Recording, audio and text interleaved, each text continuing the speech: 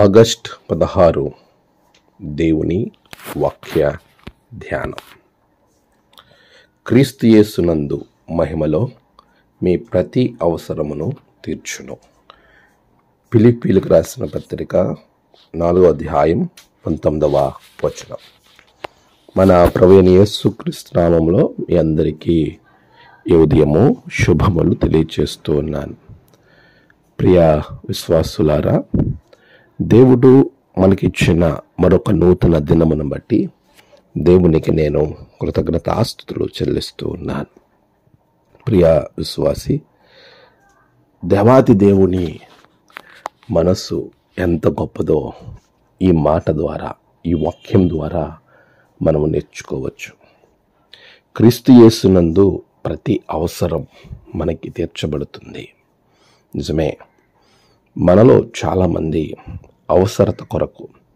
అవసరత తీర్చబడడం కొరకు ఎన్నో రకాల ప్రయత్నాలు, ఎన్నో రకాలైనటువంటి విషయాలలో వారు ముందుకు వెళ్ళటం మనం మన జీవితాలలో గమనిస్తూనే ఉంటాం.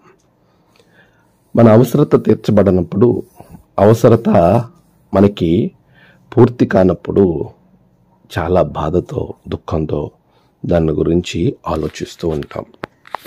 ఈరోజు ప్రభువు ఇస్తున్నటువంటి ఒక మంచి వాగ్దానం. పౌలు తన అనుభవం ద్వారా మాట్లాడుతూ ఉన్నాడు. క్రీస్తు యేసునందు మన ప్రతి అవసరము ఆయన తీరుస్తాడు.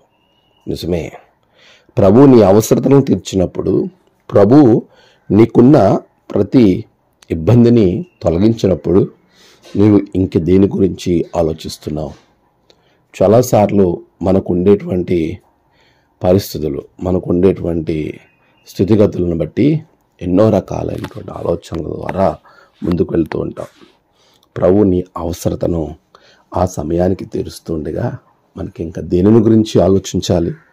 నువ్వు అనుకోవచ్చు, ఈ సమస్య లేకపోతే నాకు ఉన్నటువంటి ఈ అవసరత తీరట్లేదు,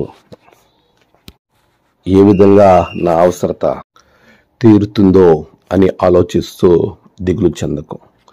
ప్రభునందు నీ ప్రతి అవసరతను తీర్చే దేవుడు నీకున్నాడు. ఆయన మీద విశ్వాసం ఉంచి ముందుకు సాగు. ఆమేన్. ప్రార్థన. పరిశుద్ధుడా, ప్రేమగల తండ్రి, మా అవసరతలన్నీ తీర్చే దేవా, నీకు వందనాలు. నీ బిడ్డలకున్న ప్రతి అవసరతను తీర్చి ఆశీర్వదించండి. నేడు వారి ప్రయాణాలు, పనులు, తలపెట్టిన కార్యాల్లో గొప్ప జయము బిడ్డలకు దయచేయండి. నేడు జన్మదినము, వాహదినము, ఆయా విశేష దినములు జరుపుకున్న బిడ్డలను బహుగా దీవిని తమ ప్రియులను కోల్పోయిన వారి కుటుంబాలకు నెమ్మది, ఆదరణ అనుగ్రహించండి. దినదీవెనతో నింపి మీరే మహిమ పొందమని యేసు నామమున ప్రార్థించి వేడుకొంచున్నాం తండ్రి. ఆమేన్. తండ్రి, కుమార, పరిశుద్ధాత్మ త్రియేక దేవుని దీవెన మీ అందరికీ తోడుగా ఉండి నడిపించును గాక. ఆమేన్.